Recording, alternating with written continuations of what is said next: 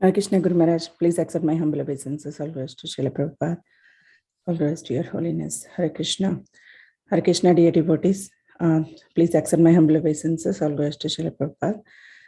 Thank you so much for joining. Today, Guru Maharaj is going to continue the topic, the milk issue, in the second part. Yesterday, we covered the first part.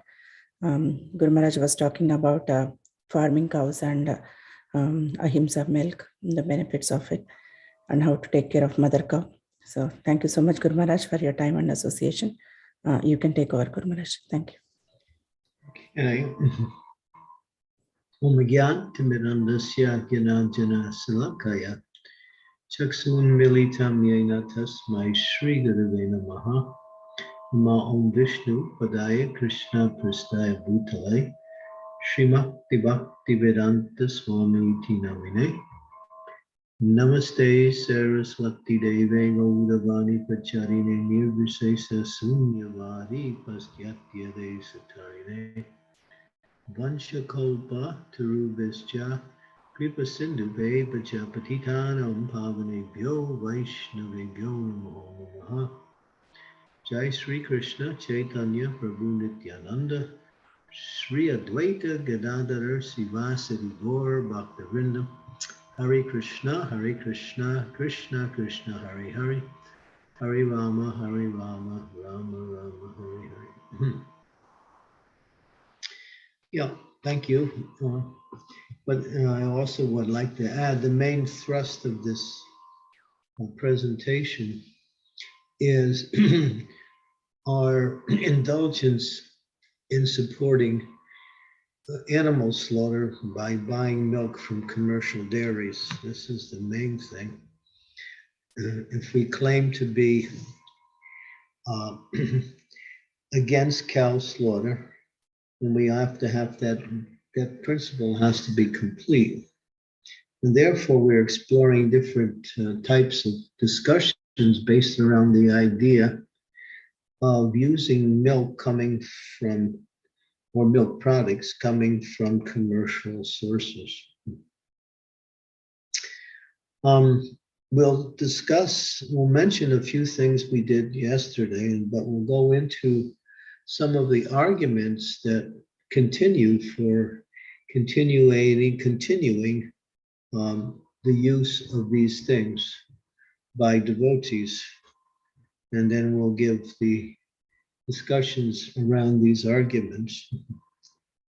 But first, in order to set the stage for the beginning of this, I guess most of you I can see from the names here were here yesterday. I see one or two that weren't here yesterday.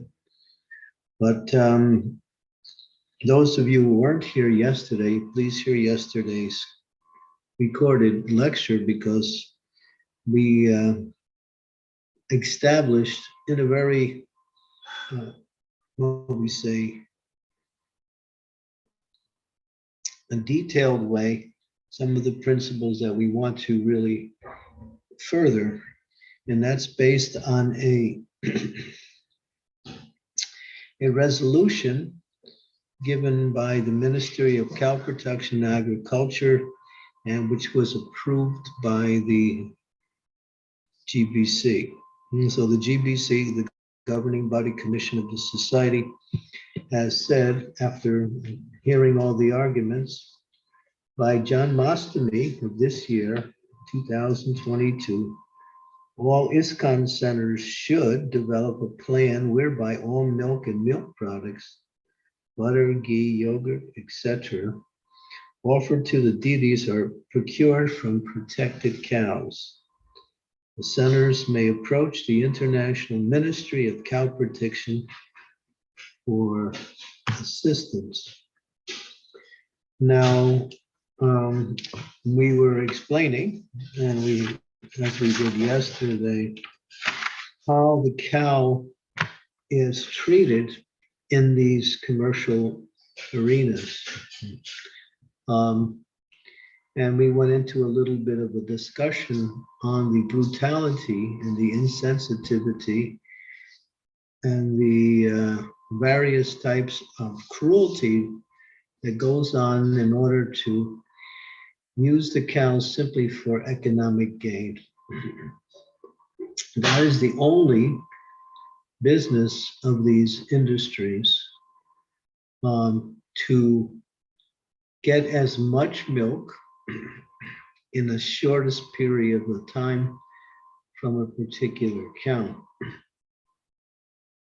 And so they use artificial hormones and various other ways to increase milk production at a rapid pace, therefore destroying the health of the cow and ultimately crippling her, where she is no longer functionable after 5 years. And this is not just incidents, this is a policy that goes on in commercial dairies. When the cow can no longer produce the milk, then it's sent to the slaughterhouses, because these commercial dairies, they have agreements with slaughterhouses that they will send these cows to them, and then ultimately they're killed. The bull doesn't have even half the chance that the cow has, because they don't see any need for the bull. According to Vedic culture, the bull is the father and the cow is the mother. And the father provides the formula by which we get the nourishment. That is, the bull is used to carry loads and to plow fields. What we have now is a replacement of that in the form of these machineries known as tractors and various other kinds of created heavy equipment to replace the bull's activities. And therefore, when the baby calf bull is born, it is immediately taken to the slaughterhouses and used for veal. The bull doesn't have any chance at all. The cow is kept only because of the milk, and she is pushed to the limit getting his milk. So based on this cruelty, and we are seeing this is quite widespread. Countries like the United States, China, India also, Brazil, and I forgot one more country, 5 countries which lead the world in slaughterhouse businesses.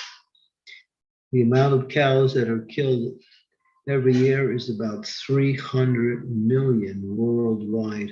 That's a statistic given by the secular society. Australia is the other country. Thank you. So based on all this cruelty, we are buying milk, butter, and various other milk products from these particular dairies. We buy them in the store. So we're supporting that type of violence by buying into it. So you might say, well, there might be some arguments that somehow look like we're not supporting it. And I'll read some of the arguments and the responses from the arguments so you can get a little bit better understanding. So just give me a minute here, and then I will go to some of these arguments here. Okay.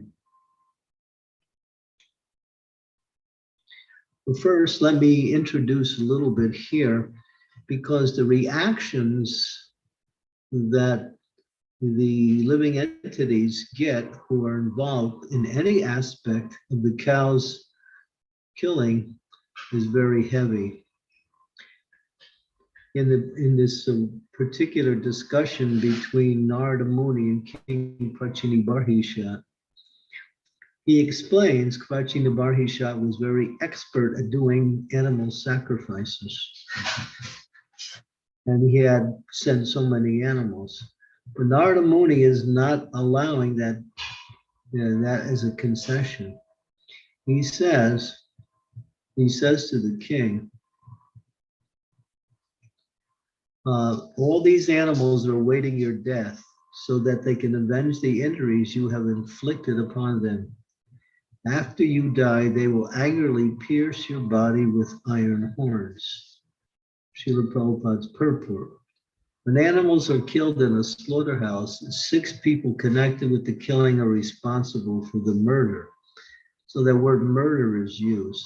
So you might think, well, murder really applies to humans. Actually, according to Vedic statements and Manu Samhita, that the killing of a cow is equal to killing of 2 human beings. We understand the value of a cow, both spiritually and materially. She provides service for the deity by providing nice substances for the worship of the deity. She also, from the material point of view, provides so many necessities by which we can live by. And so the cow is such a utilitarian animal that because we don't respect the cows and don't treat them properly, as Prabhupada writes, all of the problems that society has is directly related to the abuse and killing of innocent animals, particularly the cow. Here, I'll read that purport. This is from Srimad Bhagavatam, 4th canto, 25th chapter, verse number 8. When animals are killed in a slaughterhouse, 6 people connected with the killing are responsible for the murder. The person who gives permission for the killing, person who kills, person who helps, person who purchases the meat, the person who cooks the flesh, and the person who eats it. All of them become entangled in the killing. Narada Muni wanted to draw the king's attention to this fact. Thus, animal killing is not encouraged, even in a sacrifice. King Prachinabharta was not a gross sensenjar. He was acting killing animal by offering it in bona fide sacrifices. It was his duty as a king, as was the killing of murderers and enemies on the battlefield. Still, Narada Muni warns the king that the animals killed in sacrifices by the king await him as his death in order to avenge themselves. Narada Muni is not contradicting himself here. Overindulgence in sacrifice is risky because as soon as there is a small discrepancy in the execution of such sacrifice, the slaughtered animal may not be promoted to the human form of life. Consequently, the persons performing the sacrifice will be responsible for the death of the animal. And no one can perform these sacrifices, particularly in this day. Here, so sometimes people say, well, there's an argument that says that even if our offerings is not as pure as Prahlad Maharaj or Sanatana Goswami, we need to not assume that because we are offering, there will be no reactions. This is a theological issue which needs to be analyzed. And it should be pronounced no reactions because we offer the milk argument. There's an argument because we're offering the milk, there will be no, and there's no reactions. So here we use a little analogy. By purchasing a car from a thief, knowing that this person obtains cars by stealing them, are we not giving permission to the thief to continue his business? In the same way, knowing that the abuse and slaughter of the Sarabi cow is taking place to provide the milk we are buying, are we not giving permission for the killing? Understanding some of the ways in which the dairy industry maintains the productions of huge quantities of milk, dairy industry has no use for bull calves. And then it goes on to describe the horrors that these animals are subjected to. Okay. So people will say, well, cows will be killed anyway, so what is the harm if we take the milk? So and killing is involved everywhere, right? In grains and vegetables and fruit. If everyone stops the so-called blood milk, then the cows will still be sent to the slaughterhouse. People argue like that. This is not a quote from Srila Prabhupada. It comes from some devotee who was bewildered by something that he heard from a so-called senior devotee. The speaker is assuming that stopping the drinking of dairy milk will not contribute anything to the stopping the slaughter of cows and bulls. From another point of view, this statement is saying that I know that purchase this milk is not the right thing to do, but even if I do the right thing, still cows will be killed. So doing what is right has no real value. Srila Prabhupada did not appreciate this kind of logic, saying that taking milk is also the same as eating meat, therefore you can eat meat. Therefore, it doesn't matter that because what I eat all turns to stool, then I should eat stool. If everything I eat turns to stool, does it mean I should eat stool? Is this sound logic? So, it doesn't matter what I do because, it's going to happen anyway. But actually, we're contributing to directly, not indirectly, to the slaughter of animals by buying into these. Okay. There are myths and fantasies that are essential part of an ordinary culture. Through science fiction, legends, and fairy tales, the mundane imagination soars, unfettered by reality. But here's one daydream Krishna devotees in the real world of bhakti can do without. Here's one daydream the Krishna devotees in the world of bhakti can do without. We spiritual benefit the condemned cow by offering its milk to Krishna. Because they say, well, we take the milk of the condemned cow, we offer it to Krishna. First of all, let's avoid a straw man response that often pops out of the closet when the milk issue arrives. I smell veganism. You are advocating a concoction in a spiritual culture wherein milk plays such a central role. Let's brush aside that diversion. Though well-intentioned, it's far off the point. The issue is certainly not veganism or banning milk, but whether we should exercise spiritual discrimination in choosing from where we source our milk, without criticizing those opting for the non-selective approach to the dairy products.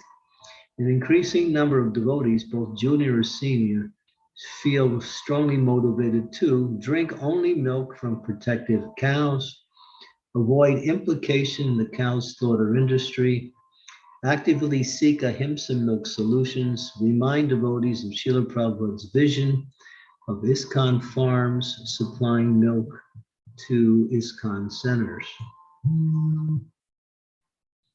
Just give me a minute. I have to take a break for a second. I'll be right back. I'll be right back.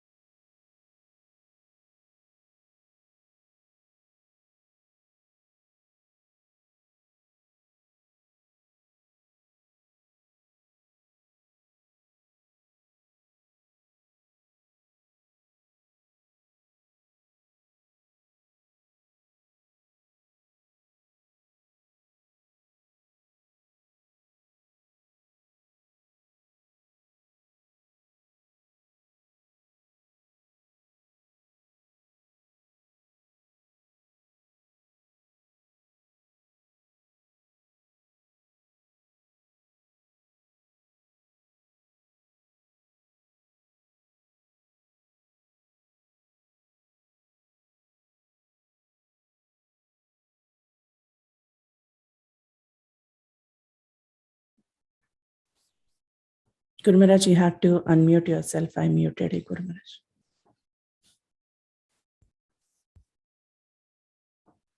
Hare Krishna. Hare Krishna. Okay, so these are some of these statements are made in an article written by this very senior devotee, Candramauli Swami. Too often, though, ready to relieve our milk-loving society from any disquietude, a folk tale sincerely issue forth. The dead cow has benefited by offering its milk to Krishna. At the recent GBC meeting in Mayapur, 4 GBC persons, while making an official presentation on ISKCON's need for ahimsa milk, also dealt with the grace through dead notion. Take the USA, for example. Aside from 32 million cows, bulls, steers, and calves slaughtered annually, the US has 9 million dairy cows on their feet giving milk. And then the question is posed, when you offer milk, which is that cow that has benefited by giving that milk? Visit any dairy processed plant and you will see technology blending milk from thousands upon thousands of cows. The number increasing as the centralization of the dairy industry mounts. In Canada, for example, now just 3 processing plants handle 80% of Canadian milk. Consider the case of cow X, alive for usually 3 to 5 years. Dairy cow X will never see its normal 20-year span. Somehow cow X may, I repeat, may have been able to contribute a droplet of milk that happened to find its way to your home or temple. Now, really, can we consider that the benefit legend? So that's this is a very flimsy and false argument that cows who are slaughtered, if we take their milk and we offer it to the deities, because you see, all this milk is blended together. And if one cow, gets 1 drop of milk that somehow gets to Krishna, does that mean that cow gets benefited? The U.S. Food and Agriculture Organization said, but the idea is we shouldn't be offering milk to the deities that has come as a way of economic and exploitation of the cow. That is the whole thing. Is Krishna actually accepting these types of offerings that are come by way of violence? That's another consideration. Therefore, Prabhupada, and has very repeatedly in his books and especially in his lectures mentioned, he's established farms and keep cows, take milk and milk products, and protect the cow for its whole life and caring for it. And that way, as we were explaining yesterday, for those of you who weren't here, but as a reminder for those who were here, let me see, what was I going to say? That, oh, wait a minute, I completely forgot what I was going to say. The reminder about what I said yesterday in relationship. Oh, now I forgot. Okay. Let me think here.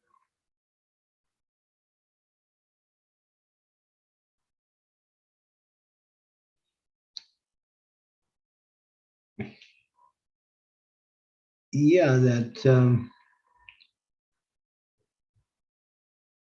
the cow, when it's fearful, it produces milk which is not really beneficial. And people who drink that, this is one of the arguments of the vegans, that the milk is not healthy. Yes, if the animal is being killed, that milk, the animal knows it ahead of time. It's not like the cows are insensitive. They can understand whether they're going to be cared for or killed.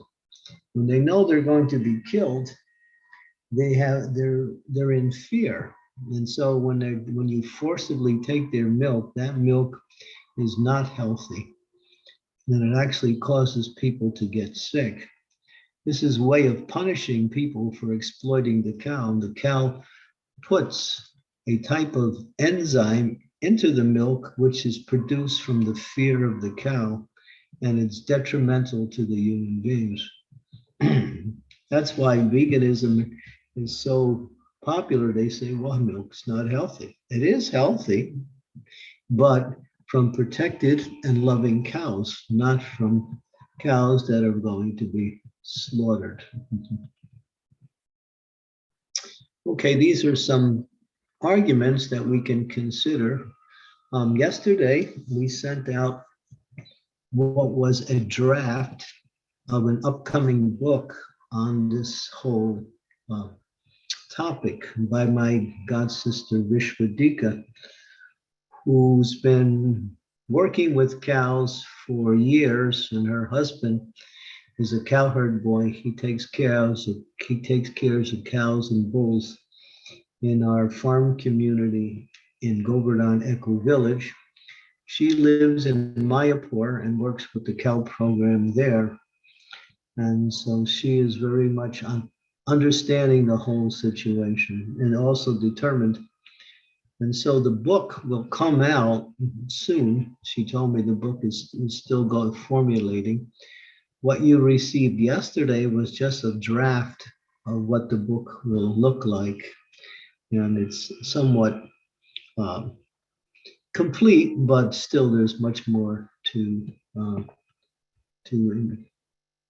So without haranguing all the devotees about detriments of milk coming from these agencies and the horrors of the cows, that ultimately, as devotees, we are being criticized by people who have an understanding. They say, yes, you're against cow protection, but you're supporting cow protection by supporting the industry for cow. You're supporting cow slaughter by supporting the industry for cow slaughter. So we have been challenged by certain people in this area. So we look quite hypocritical. And so the GBC, after understanding and discussing this issue for years, has come up with this proposed resolution, which was meant to formulate by John Mastami of this year. That so on an individual level, as I mentioned yesterday, I gave some statements. I gave one statement from Shiva Ram Maharaj, and I'll read that statement again, just for the sake of emphasis. He said, Shiva Ram Maharaj, we cannot condemn anyone for killing cows and simultaneously support their business financially. I don't consume any dairy unless its source is compatible with what we have in our Krishna Valley. That's New Rajadam in Hungary. Blood milk from the commercial industry is not for me. But I travel a lot, and ahimsa or cruelty-free milk is not widely available. So therefore, I am mostly dieting as a vegan. So he's made a statement that yes, if I can't get cruelty-free milk, ahimsa milk, then I will not take any milk products.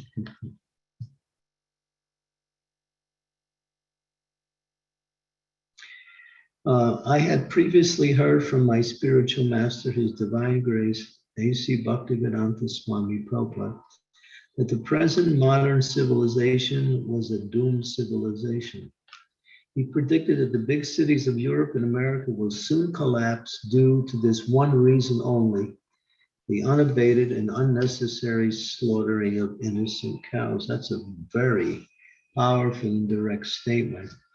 And Bhagavatam confirms it also, that pestilence and wars are directly related to cow killing. George Bernard Shaw has written a poem in this regard. And in that poem, he mentions that we sit down to our dinner table and we gorge ourselves on, slaughtered animals, and our bodies have become graveyards. And then he goes on, and he ends, and the result of this is war.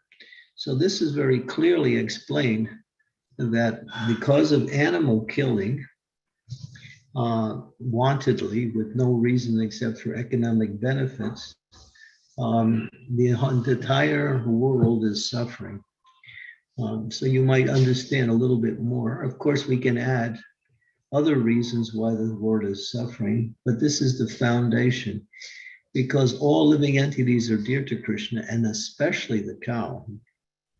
Why the cow? Because Krishna he manifests himself in his supreme original manifestation of himself as the Supreme Lord, as a cowherd boy. Is that some coincidence or something? I don't think he's taking that dress just to make a point. That is Krishna. He appears in his original form as a transcendental cowherd boy, and that is the word Goloka Vrindavan. The spiritual world is the place where Krishna performs activities with cowherd girls, cowherd boys, in a village type of setting. Some people will say, well, that's some anthropomorphic or anthropological, imposition of some idea. But actually, they can't give any alternative. But our understanding is Shastra, and Shastra is coming from self-realized souls who have no business to make up fantasy. And of course, the statements by the Lord himself in regard to the spiritual world are numerous. So the cows are very dear to Krishna. In fact, it says that out of all the living entities, Krishna favors the cow the most. Now you might say, well, Krishna he's equal to everyone. Why would he favor one living entity over another? It's not, the word favor doesn't really fit in. What it is that the cows are very, very dependent. And therefore, they need the supreme amount of protection and care. So from that point of view, he favors the cow because they are very valuable to human society, both from the material point of view and from spiritual utility. They help in worship. The cow is the embodiment of all the demigods. Lakshmi resides in the dung of the cow. So the cow is very auspicious, both materially and highly beneficial. Highly beneficial materially and very auspicious spiritually. So therefore, that's why there are so many problems in the world, because people are suffering because, and if we live in a country that condones cow killing and we don't speak up against it or allow it to go on, or to support it by buying into the industry that supports cow killing, and we are also directly, and I use that word, directly implicated in the reactions also. So we may be devotees, but we have to live according to the principles of devotional life. So I'll stop there. And those of you who didn't come yesterday, you can write to Srimati, and she will send you it's about 70 pages, I think, about 70 pages of this nice little, it's a preliminary draft of an upcoming book on this particular subject. It's called The Milk Issue. Okay, so we can open it up for discussions and comments. Thank you so much, Guru Maharaj. Thank you very much for enlightening about this topic. Dear devotees, if you have any questions or comments, you can please go ahead. And please turn on your videos. Thank you.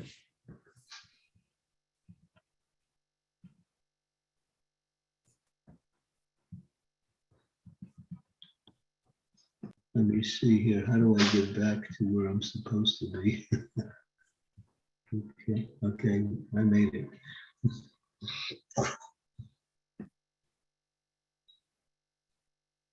Sri Devi said she read the entire thing we sent yesterday from cover to cover without stopping when she received it. So, and she also wrote me some nice, interesting statements. So it's directly related to our temples, to our worship, and to our day-to-day life.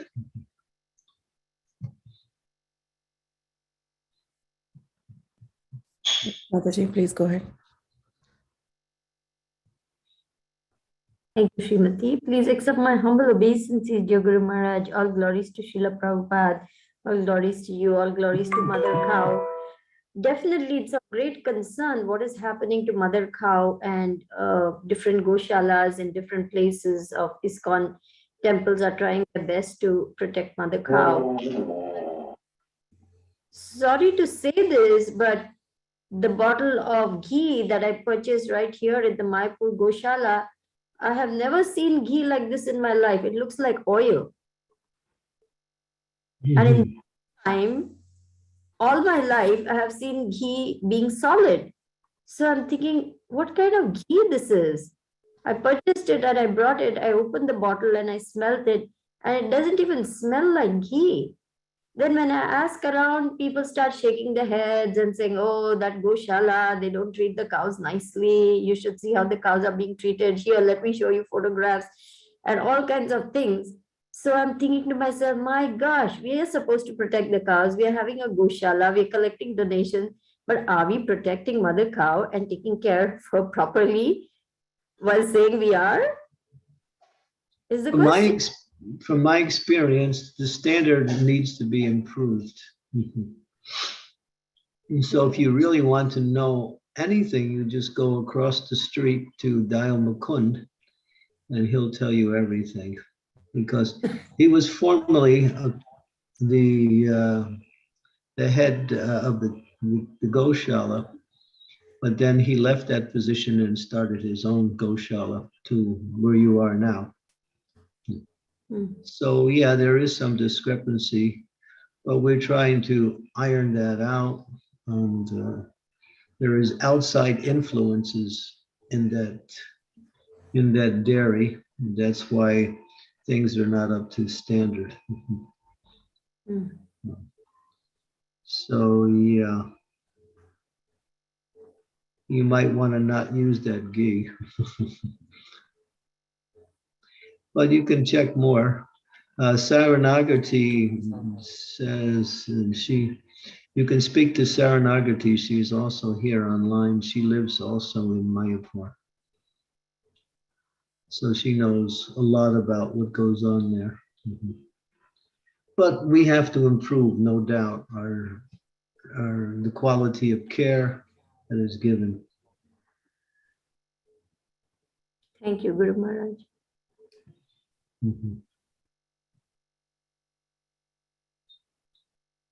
Thank you, Saranagati.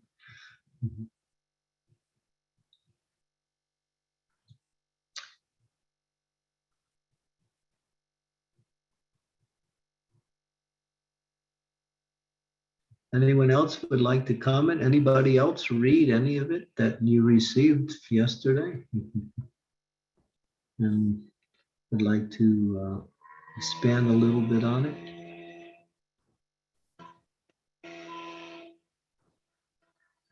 Guru Maharaj, so how to, because we live far away from temple or farming cows and farming land.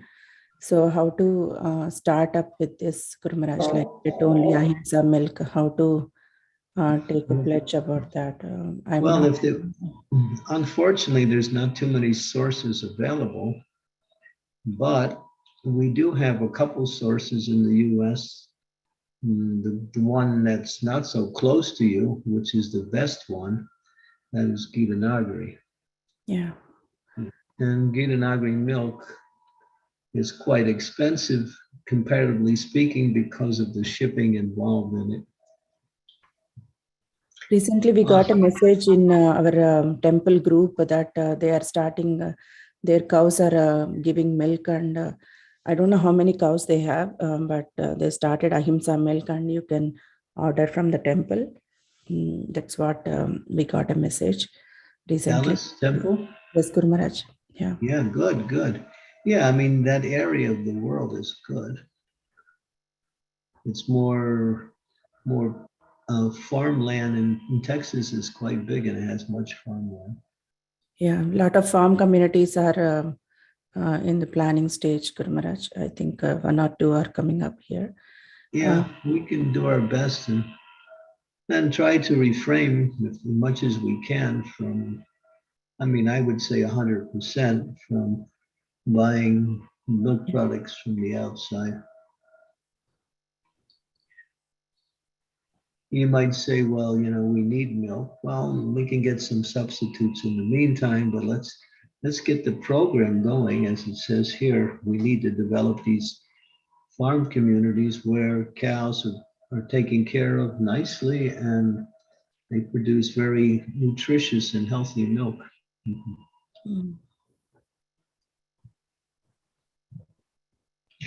It's a very difficult transition because of the way we aligned ourselves with it already. We're used to simply going to the store and buying things.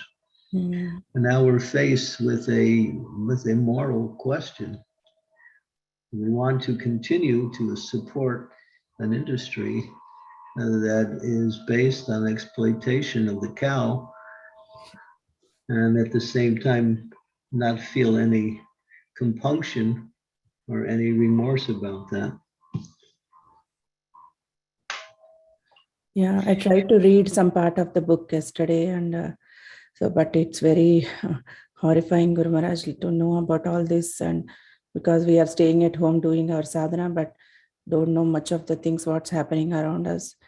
Yeah, well, actually, this book that you got is not so horrifying compared to what she originally found. When she was writing it, she was discussing it with me. And she said, it's just too much. I can't put all this in there. And so she just puts a little bit of the exploitation of the cows. But even that is, like you say, it's horrifying. Yes, as Prabhupada writes, we can't even mention what goes on in the pages of the Srimad Bhagavatam. Prabhupada writes that. And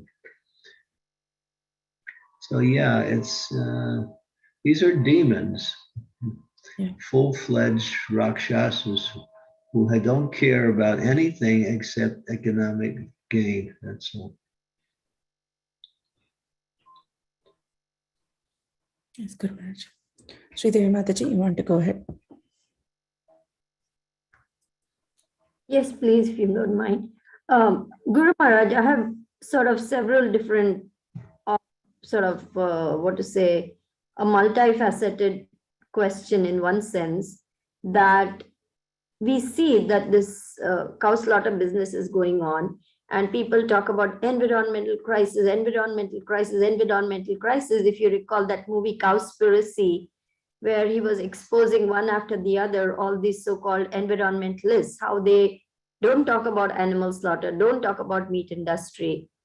So how come the environmentalists don't like to hear about the impact of the meat industry on the environment? Because these environmental groups have been set up as a front to divert people's attention away from the real problem. They do some tokenism and they call it environmentalism, but it's just nothing. And people think, oh, we have something to improve the environment, improve quality of life, but they're all useless. And some good people are getting plugged into it, thinking that they're actually doing something. So, you know, if you instead of taking a 2-minute shower, you take a 1-minute shower and you're considered to be an environmentalist, you know. So it's quite fallacious. These are mostly front groups. That's why as soon as you approach them, they immediately dismiss what you're saying, or they have a way of diverting your attention to something else. These same groups are set up by the industries that kill cows. And the second question I have is about the vegans. You know, when we say we are vegetarians, we are not vegans, say, oh, milk is for baby cows. How you can do this to the baby cow? You're taking what belongs to her and you're drinking and you're offering it. So like these questions I came across, you know, when I was. That question is based on ignorance, because they don't know that the cow will always give much more milk than what the calf needs.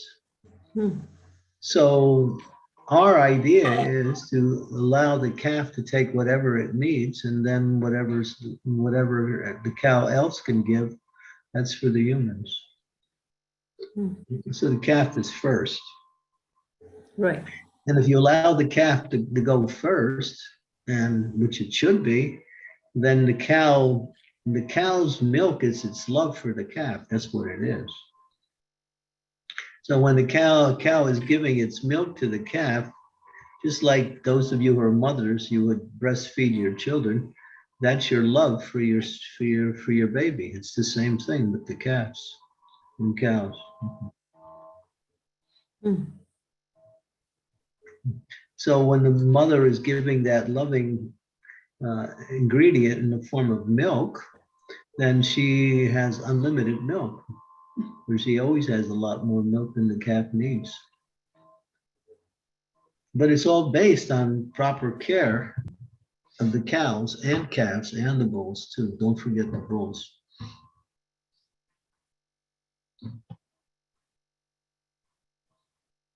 It's a science. Even in our society, we're not up to the standard of what it means to take care of cows. We think taking care of cows is simply protecting them and giving them a place to stay, but no, it's much more than that. It's much more than that. If I give you a place to stay and some free rent, is that enough? If you need me to take care of you, and I give you just that and say, well, I'm taking care of you, that's not everything. So the cow, yeah, is very sensitive and a very complex psychological animal. Not so easy to understand. Each cow is different. As each human being is different, each cow is also different.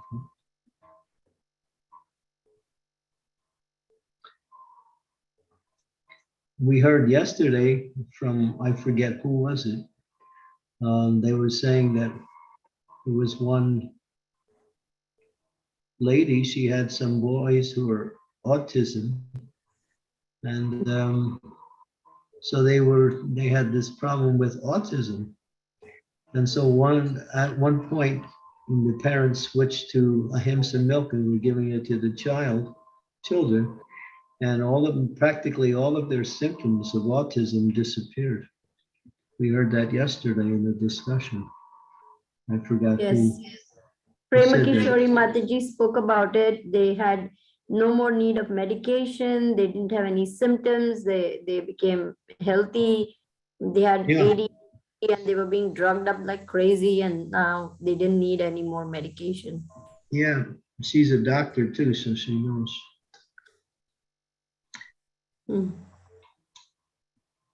So we can write volumes of books on what the cow actually provides to the human society. It's quite voluminous.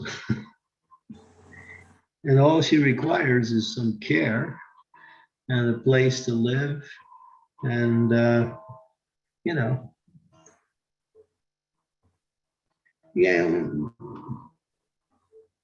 learning about the cows. You want to see a picture of me feeding a cow? Yes, please.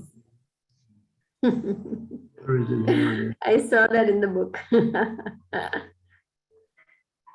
Yeah, that's right across the street from where you are. Yes, Guru Maharaj.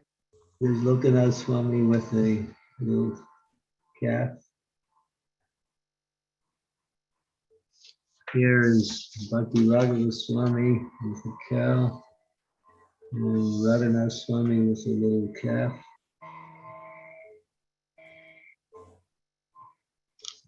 Yeah. That's also part of cow care, giving them some attention, some love, some affection.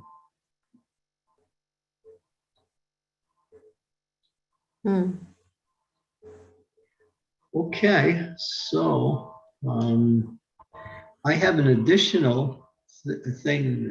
When Vishwadika heard that I was giving this class, she became very excited and sent me more stuff. So I have an additional file. It's about 9 pages, which I'll send to you. I'll send to Srimati, and you can add that to the distribution. And I think it would be nice if you remind people from time to time that these things are available. Not just leave it at the end of this particular class. Sure, Guru Maharaj, definitely. Yeah, and occasionally we can mention that these, and of course, when the book comes out, it should be interesting in a more complete, it'll be very much more complete than what we have now. Okay, so if you like, we can end here, and maybe I'll end with a quote from Srila Prabhupada. Let's see.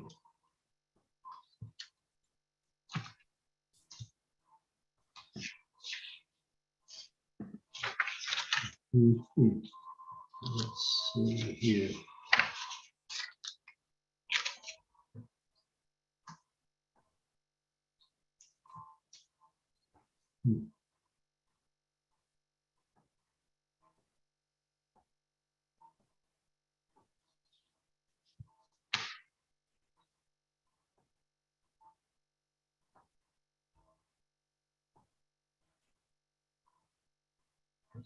This one is by, if we really want to cultivate the human spirit in society, we must have first-class intelligent men to guide this society.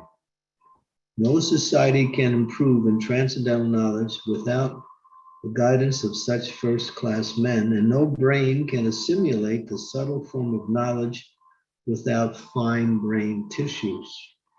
For such important brain tissues, we require a sufficient quantity of milk and milk preparations. Ultimately, we need to protect the cow to derive the highest benefit from this important animal. The protection of cows, therefore, is not merely a religious sentiment, but a means to secure the highest benefit for human society. Okay. Dear devotees, any more questions or comments?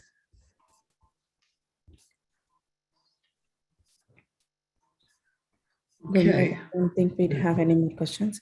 So Okay, I just we want to can- announce tomorrow's class, Guru Maharaj. Tomorrow's Okay. class is with ISKCON Harrisburg devotees. The verse is Srimad Bhagavatam, 1st Canto, 9th chapter, 35th verse, 1.9.35. 1935. Yes, Guru Maharaj. Okay. And then you can announce about Saturday's program too. Yes, Guru Maharaj. Yeah, so Saturday also we have a different program. Bhakti Tirtha Swami Maharaj, His Holiness Bhakti Tirtha Swami Maharaj's Vyasa Puja celebrations. Guru Maharaj will be giving class at 2 p.m. UK time. I have the link. I'll send the link to you soon, devotees. So that'll replace our regular class. Yes, Guru Maharaj. Yeah. It'll be 2 hours later. So, Thank you so much, Guru Maharaj. Thank you very much. okay, thank you to all the devotees. Srila Prabhupada ki jai.